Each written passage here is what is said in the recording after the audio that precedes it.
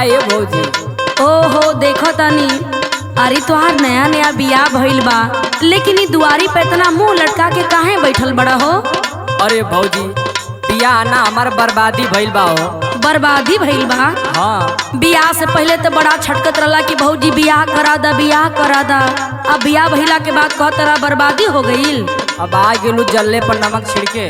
अरे जरले पर नमक नहीं छिड़कतानी, हम चाहतानी कि आखिर तू काहे बदे मुंह लटका के बैठल बड़ा, का बात बा? ला सुना। बतावा देवर जी। का कही भौजी में हर के बतिया मुँह जोर मिलल बा।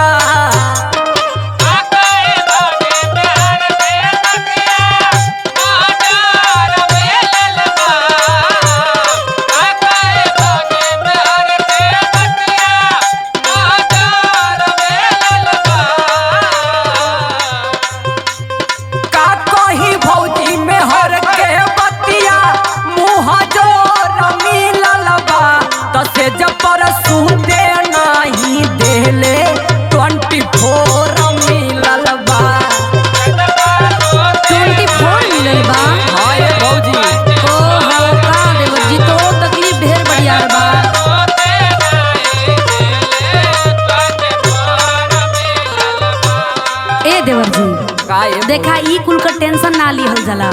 अरे भाई नया नया बियाह भइल बा, घरे में पहला बार आइल बिया। हाँ। 2 दिन 4 दिन भइल बा, तने काहक महीना रहे दा तब न कुछ समझ में आई कि कैसन बियाह। इतना जल्दी हो जाइबा तो कैसे काम चली? अरे भौजी जब नया में ही कह दिला तो बादे में का करी? अरे देवर जी टेंशन ना लेहल जाला, हमार पहले बात सुना। बोला। सुना। कुछ मांगला पे अभी को हाथ होई हो।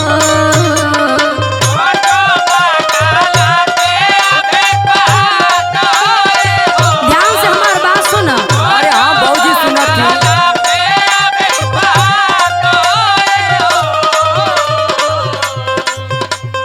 कुछ मांगला पे अभी को हाथ होई हो, अभी नई बट दुल्हनिया शर्मात होई हो।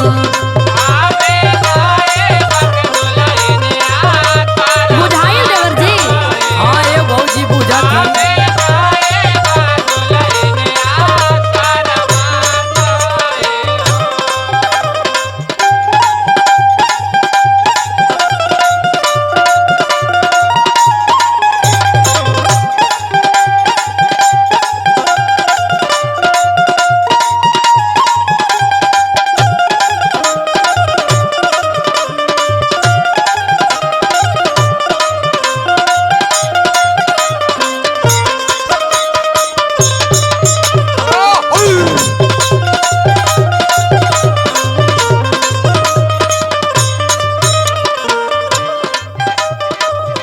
अरे भौजी तो से का बताई हो? अरे देवर जी तू हमरा से ना बतईबा तो केकरा से बतईबा? हमरा पास हर समस्या के समाधान बा, तू अपन बात बतावा क्या और का दिक्कत बा? ला सुना। बतावा। का कही भौजी बतिया बाटे दुई दिल के। अरे देवर जी ते इतना चिंता ना कइल जाला। अरे भौजी एकदम पक गए हो।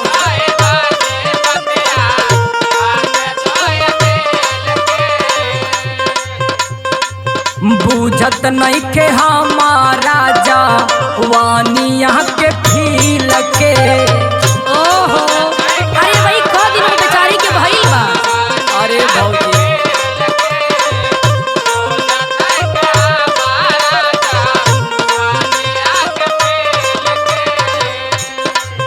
का कही भौजी बतिया बाटे दुई दिल के।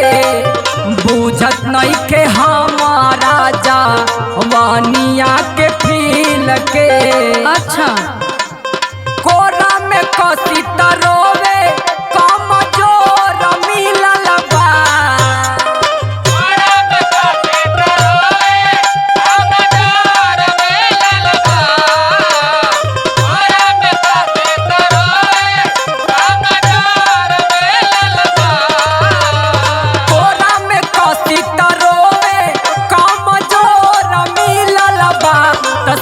पर सूते नहीं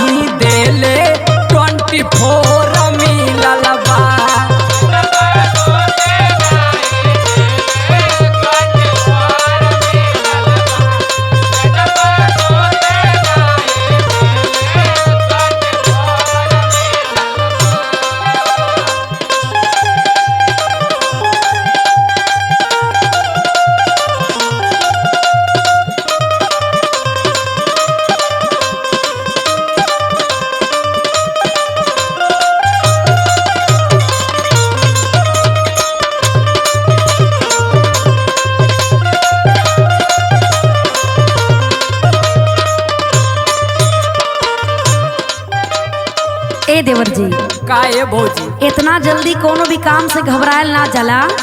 अरे अभी नया नौहर कनिया बिया, दूसरे दिन घर में अइले भइल ह, तनी 2-4-10 दिन ओकरा के रहे दा, तनी तोहके जब तक जानी ना त कैसे मानी। अरे भौजी 6 महीना से बतियावत रही, जनबे न कैले। अरे देवर जी होला ऐसन कोनो जरूरी ना होला। हम जौन कहतानी ना ओकरा के तू ध्यान से सुना, हर मामला बढ़िया से सेटल हो जाई। बोला सुना बोला। करत राह प्यार देवरू कहियो मोहाई, बुझाई कितना प्यार करी हो। अरे देवर जी तनी सब्र रखा।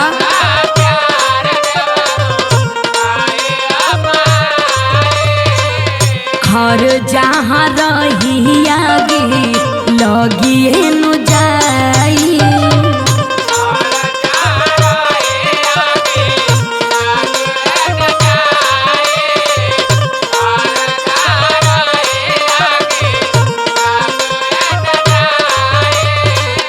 करत रह प्यारी देवरू कहियो मोहाई, घर जहाँ रही आगी लगिए नु जाई।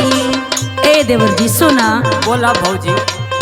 जी सिर सादो ए देवरू उला जात होई हो,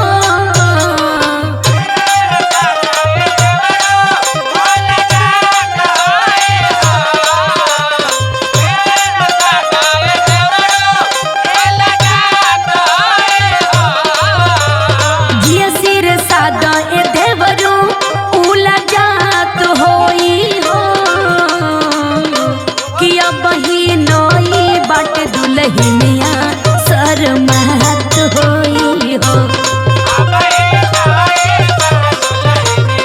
बुझाइल देवर जी? हाँ ये भौजी।